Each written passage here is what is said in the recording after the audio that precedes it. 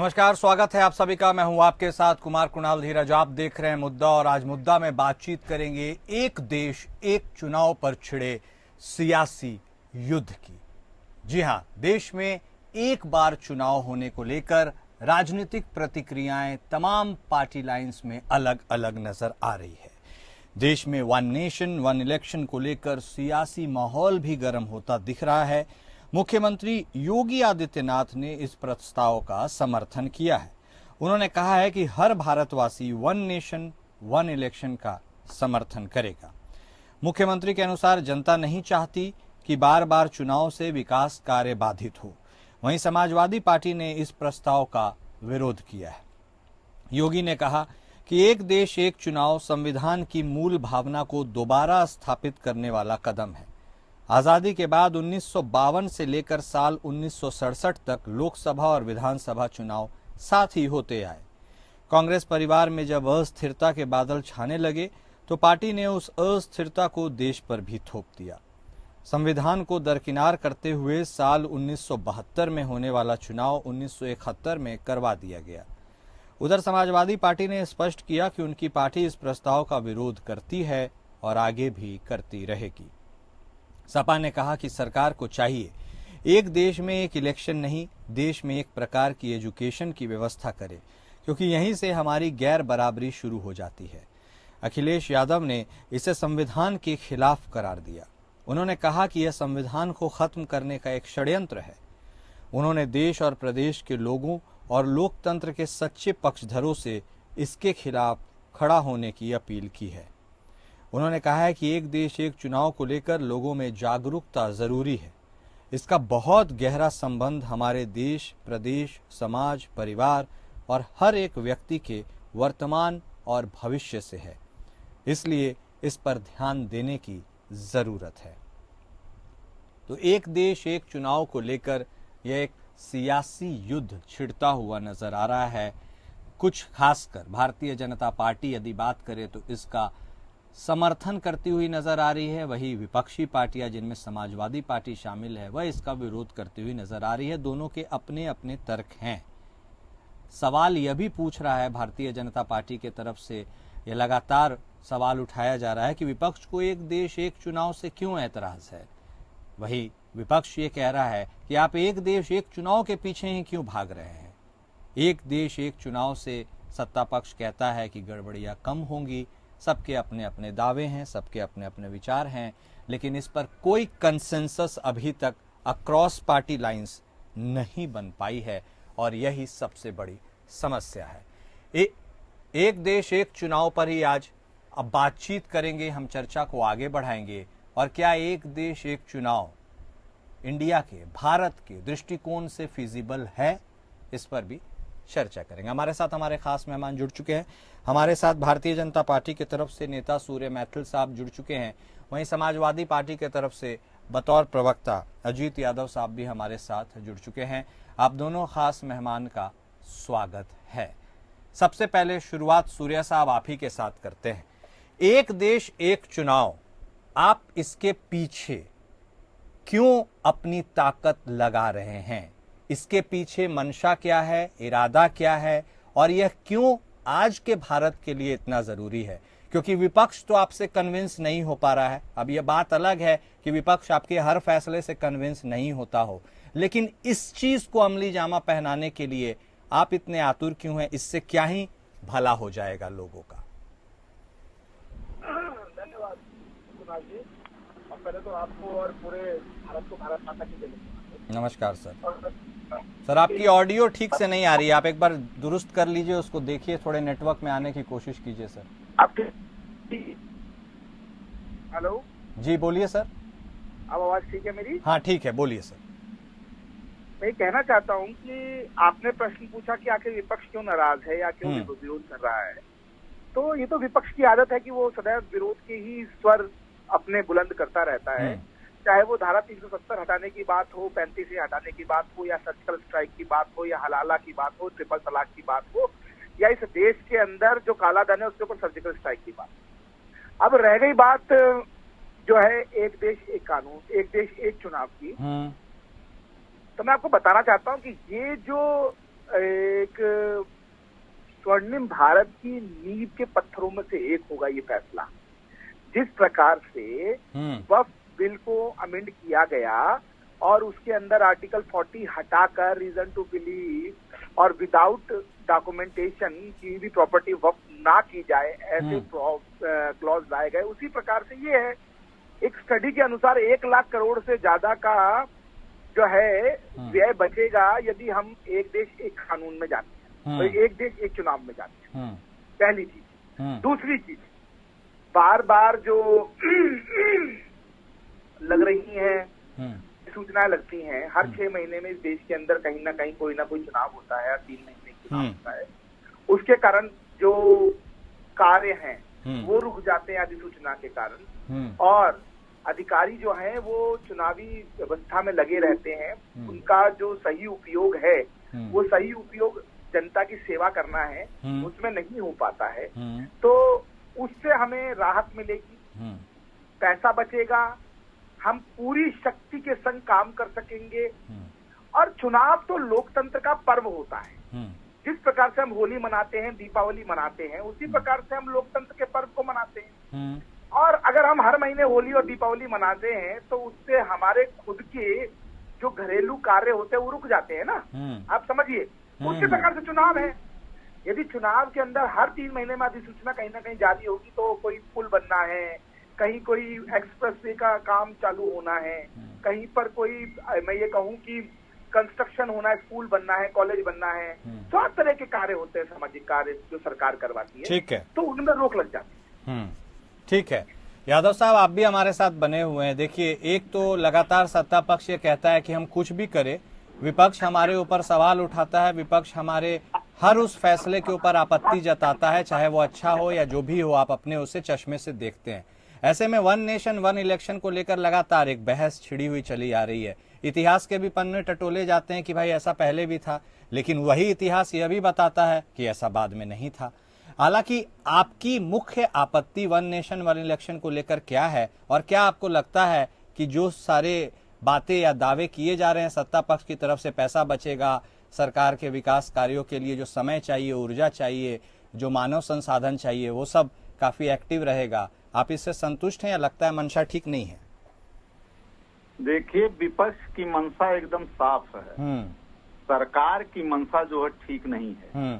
सरकार 1 nation 1 election की बात तो करती है, लेकिन 1 कास्ट 1 नेशन की बात सरकार नहीं करती है, जैसा कि इस समय देश में चल रहा है। सरकार 1 जो है पाठ्यक्रम एक देश की बात नहीं करती, एक शिक्षा प्रणाली की बात नहीं करती। क्यों नहीं करती है?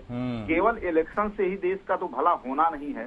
आज देश में छुआछूत, अस्पृश्यता और नफरत का जो माहौल बनाया जा रहा है, उसमें विपक्ष की क्या भूमिका है? क्यों इस तरीके से किया जा रहा है? संसद से लेकर के आप बताइए, पूरा का संसद में कहीं बेरोजगारी पे, कहीं महंगाई पे, कहीं भ्रष्टाचार पे, कहीं अत्याचार पे, कहीं जो कानून व्यवस्था पर कोई बहस हो पाई? पूरा का पूरा सत्र जो है चला गया। केवल सरकार जो है देश में हिंदू मुसलमान के नाम पर नफरत और जो भाईचारा और सौहार्द हमारे देश का, उसको बिगाड़ना चाहती है। हम कहते हैं कि काला कानून पे सरकार, आप बताए कि नोटबंदी लाई थी सरकार ने, क्या किसी ने विरोध किया था? लेकिन उस नोटबंदी से कह रहे थे कि देश में आतंकवाद खत्म हो जाएगा, नक्सली खत्म हो जाएंगे, देश का जो है माहौल जो है भ्रष्टाचार हम मुक्त कर देंगे। आप बताइए कि भ्रष्टाचार का ये आलम है कि 2000 की नोट में कह रहे थे हम चिप लाए हैं, वो चिप 2000 की नोट की स्थिति हुई कि सरकार को बंद करना पड़ा। 1000 से भ्रष्टाचार हो रहा था, 2000 से भ्रष्टाचार क्या बंद हो गया?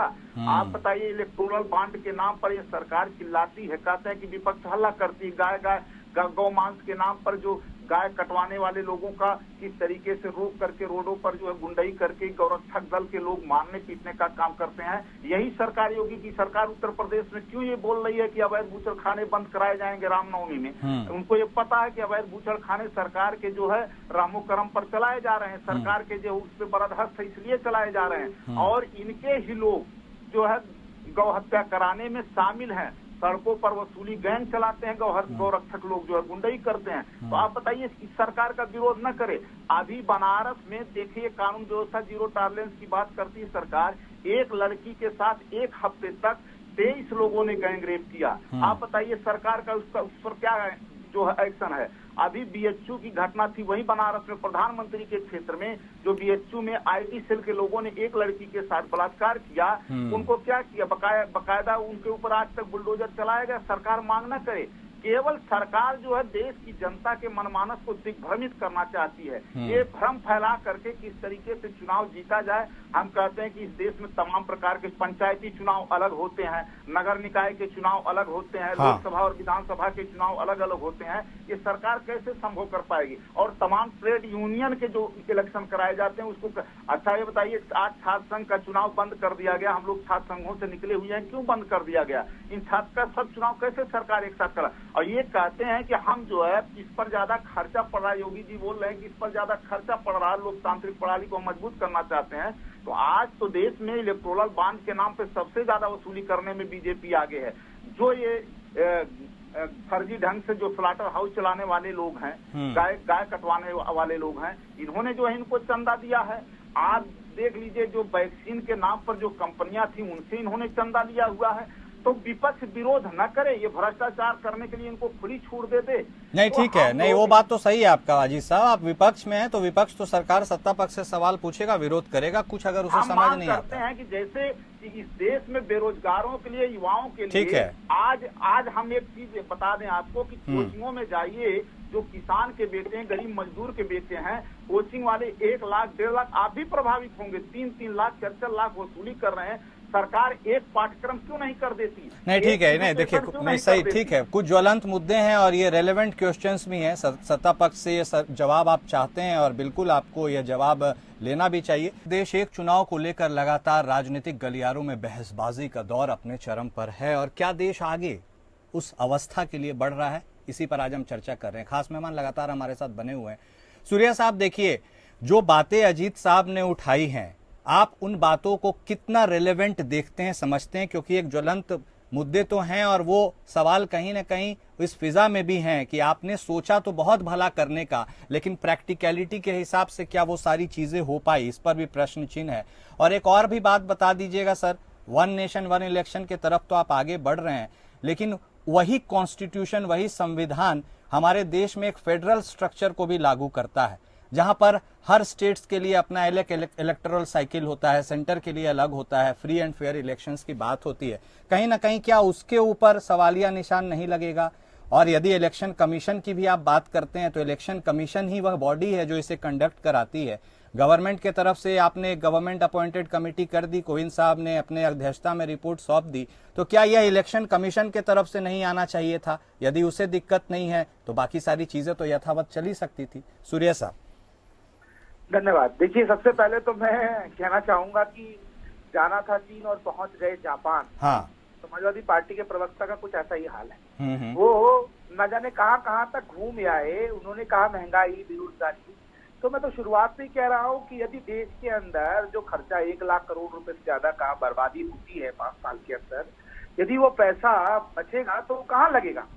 वो देश के अंदर ही तो लगेगा, देश के विकास कार्यों में लगेगा, देश के अंदर जो जनता के लिए योजनाएं चलाई जा रही हैं उन्हीं में लगेगा, देश के अंदर रोजगार उत्पन्न करने में लगेगा। तो पहली चीज तो ये खुद का है।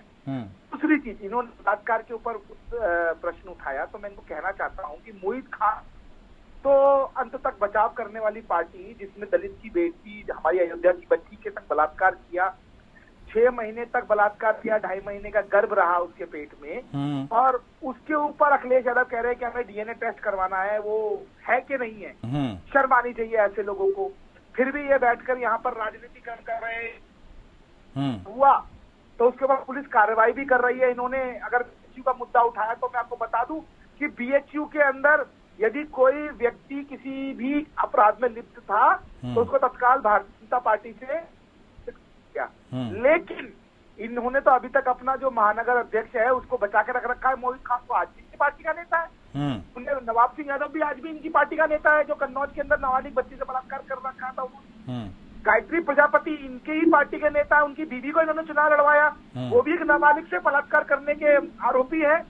तो ये तो बलात्कारियों की पार्टी सिर्फ समय देखकर राजनीतिकरण करती है।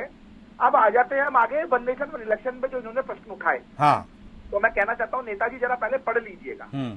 वन नेशन वन इलेक्शन का पहली बात अभी ड्राफ्ट नहीं आया, जो रिकमेंडेशन आई है उन रिकमेंडेशन के आधार पर हम विधानसभाएं और लोकसभाएं उनका चुनाव एक साथ कराएंगे और साथ ही साथ जो नगर निकाय चुनाव है उनका चुनाव अलग होगा अगले 2 महीने के बाद। तो 2 फेज में चुनाव हुआ करेगा देश का। ये विचार जो है, ये विचार माननीय पूर्व राष्ट्रपति रामनाथ कोविंद जी की अध्यक्षता वाली जो संवैधानिक कमेटी है उसने रिकमेंडेशन किया है। ठीक है, तो पहले आप पढ़िए, उसके बाद इस पर उत्तर दीजिए। और दूसरी चीज देखिए, मैं हैरान हूं देखकर, देश के अंदर यदि किसी प्रकार से कोई रेवोल्यूशन आना होता है तो आखिर क्या कहा है कि समाजवादी पार्टी सबसे पहले डंडा लेके खड़ी हो जाती कि नहीं, हम उन्हें नहीं देंगे। देश के अंदर सीमाओं के ऊपर यदि सैनिकों को सर्जिकल स्ट्राइक करने का मौका मिलता है तो प्रश्न कौन उठाता है? यही समाजवादी पार्टी के लोग उठाते हैं। उसके अलावा देश के अंदर जब भी कोई ऐसी कुरीति जिसका निदान होना होता है, जैसे आप वक्फ बिल को ही ले लीजिए, तो उसके ऊपर सबसे पहले कौन युद्ध करता है? समाजवादी पार्टी करती है। इनके संबल के सांसद खुद बिजली चोरी में लिप्त हैं और ये जनता के लिए बिजली मांग रहे हैं। अरे भैया, पहले अपने सांसद से बोलो ना, ये जो 6 करोड़ रुपए का उनको पेनल्टी लगी है तो चोरी से बिजली चला रहे थे, वो भरे पहले पैसा, तब तुम बोलना कुछ। ठीक है, नहीं ये तो देखिए, ये पार्टी के लोग सूर्या साहब, ये पार्टी के ऊपर आरोप प्रत्यारोप, सूर्या साहब 1 मिनट, ये सब तो चलते रहता है देखिए राजनीति में, आरोप प्रत्यारोप, लेकिन इतनी urgency one nation one election को लेकर क्या है? क्या देश के सरकारी खजाने में एक कमी है?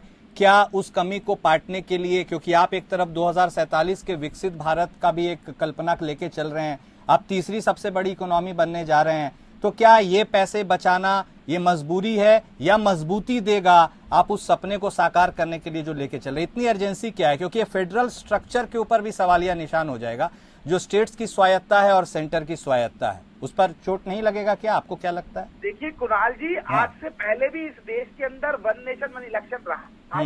आज से पहले भी इस देश के अंदर वन नेशन वन इलेक्शन हुआ है।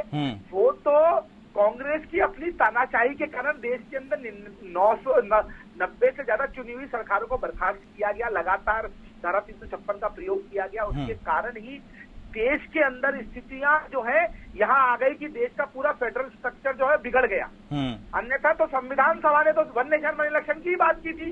उनको पता था, जो हमारे महामना थे, जो हमारे महापुरुष लोग थे जिन्होंने इस देश के संविधान की नींव रखी थी, बाबा साहब ने रखी थी, पंडित मदन मोहन मालवीय ने रखी थी, बाल गंगाधर तिलक ने रखी थी, लाला लाजपत राय ने रखी थी, उसके अलावा ना जाने कितने हुतात्माओं ने रखी थी, राजेंद्र प्रसाद जी ने रखी थी। उन्होंने ये सोचा था ना कि इस देश का पैसा जो है बर्बाद नहीं होना चाहिए। आने वाली पीढ़ियां वन नेशन वन इलेक्शन के साथ एक बार इस देश में इलेक्शन होगा और उसके बाद जो है वो सब काम में लगे रहेंगे। अब रही बात 2047 तक, हाँ मैं स्वीकार करता हूँ इस चीज को कि हमें अपनी जो पैसे की बर्बादी है उसको रोकना होगा। माननीय प्रधानमंत्री जी जब सत्ता में आए थे तो उससे पहले 1 रुपया ऊपर चलता था और 90 पैसे जो है वो बीच में खा जाते थे, 10 पैसे नीचे पहुंचते थे। आज 1 रुपया ऊपर चलता है और 1 ही रुपया नीचे पहुंचता है। वो बात भी है, लेकिन सूर्या साहब यह भी बात है ना कि आज हमारा रुपया काफी हद तक कमजोर भी हो गया। यह भी लोगों को चिंता में डालता है, सोचने पर मजबूर करता है। अब $1 की कीमत आप देख लीजिए क्या है, तो रुपया की ताकत भी थोड़ी घटी है। खैर आपने कुणाल जी 20 सेकंड दे दीजिए। बोलिए सर, कुणाल जी बोलिए। कुणाल जी आप ना मुझे ये बताइए, आप जो है पूर्व में जो एक अमेरिकन तानाशाही थी जिसके अंदर वो डॉलर में ही ट्रेड करते थे और डॉलर से ही देश की मुद्रा का मूल्यन और अवमूल्यन होता था, हम क्यों डॉलर को ही लेके चल रहे हैं? नहीं, वो तो ब्रिक्स की बात अलग है, वो तो एक पैरेलल इकोनॉमी बनाने की बात हो रही है। देखिए रशिया उसमें क्या रोल करता है सूर्या साहब, लेकिन वो हमारे टॉपिक को डिविएट कर देगा, उस पर हम अलग से बहस कर लेंगे। आपने डॉलर लिया, 20 सेकंड दे दीजिए। आपको तो खुशी होनी चाहिए कि आज की डेट में 10 देशों के संग रुपए में जो है हम व्यापार कर रहे हैं।